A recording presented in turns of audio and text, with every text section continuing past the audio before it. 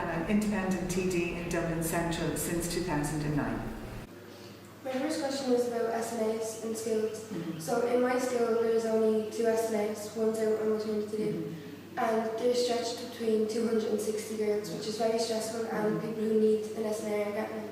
So do you plan on putting any funds into that to help? Okay, obviously everything depends on being re-elected, but I would say I was a secondary school teacher until 2009, so I know very much about SMAs and about learning resource support. SMAs have a very valuable role in helping children with special needs be in school and the ordinary things that they need to do. But I know from the SMAs in my own school that they did much more than that. And I think we need to look at the role of the SMA so that they can do more than what they are doing, because I believe that they can.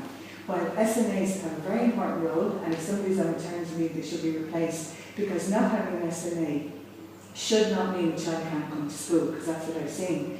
But I do think we need to put more into learning resources, because somebody with special needs needs more of an input on their learning as well as on the SMA.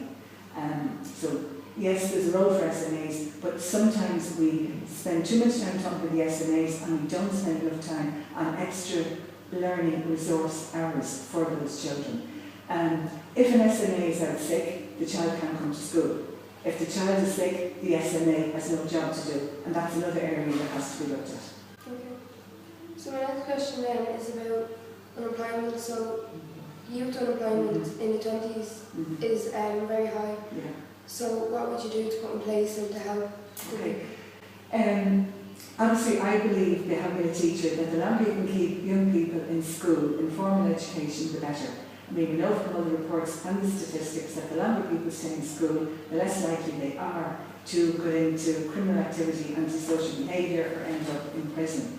And one of the things which I have brought up with the Minister is in relation to CE, because at the moment you can't avail of CE under a certain age. And I know before this drive finished that the Minister said that they were looking first at the older age group, bringing them into CE, but I do think we have to get that under 25s, because what I see in this constituency is people late teens, early 20s with nothing to do, and that is detrimental. I suppose I should say, because my school would have been involved in, we would have had LCVP and the young entrepreneurs, and I think young people have great ideas in terms of start up your own business and that, and I think anybody with that sort of an idea we should be able to support. It's not just the big businesses, you know, or the older people. I think young people, I saw in my own school some of the ideas that the younger the girls had, the teenage girls, and I do think we should put a bit more into encouraging young people to go that road as well. So what would you put in to keep them occupied and to nurture that creativity? Yeah. Besides just keeping them in school for as long as possible? Yeah. Okay, I think employment, community employment.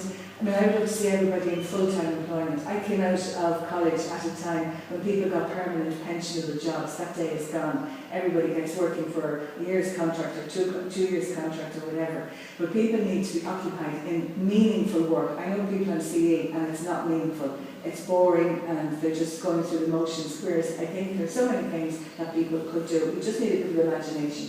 So, next question is, would you put more funds into youth groups and like after school activities, because a lot of that's getting cut. Yeah. So the children don't want to go because they don't have any interest in what's going on. Yeah. Okay.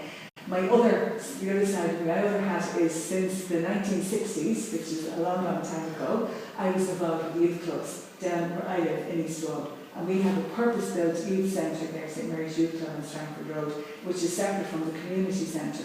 So all of my spare time would have been in that youth club, and we had it open most nights of the week, and weekends it would be going hosteling or going up to the cabin centre, which I was also involved in setting up back in the 70s. So I totally believe in the value of youth clubs.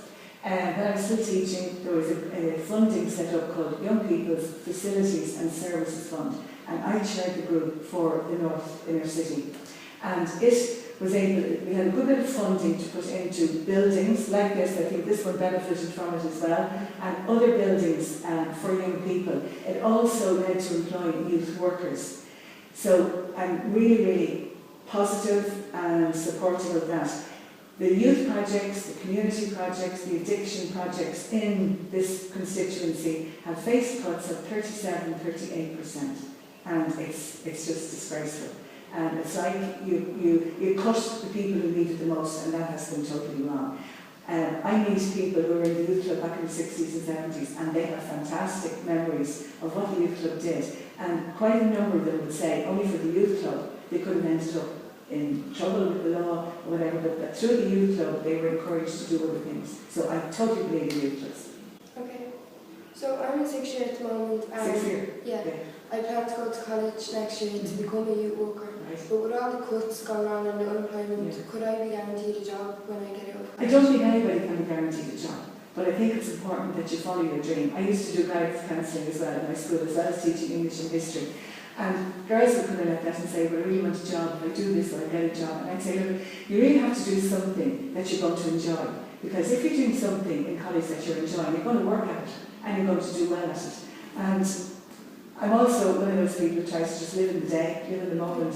And so what I'd say to you is, go for what you really want to do, enjoy it, and hopefully that there will be jobs, but nobody can guarantee a job in anything. I mean, we used to say, well, I can guarantee you a job in IT. Now, if I was a teenager, that would be the last thing in the world I would want to do, would be to do IT. So you have to kind of balance that, what you'd really like to do, what you enjoy, what you would be good at, and hopefully that there will be jobs. Hopefully, these cuts are going and there will be more jobs in that area. I must say, people I know, particularly in the Cabra Centre, I know you used it here at Cabra, and we have great staff there, and they've come through that background, and we've also been able to support people. Some of them were early school leavers, and they came onto the programme in Cavan, and through seeing what happened up in Cavan, they went on to do youth work and community work, and they have got jobs.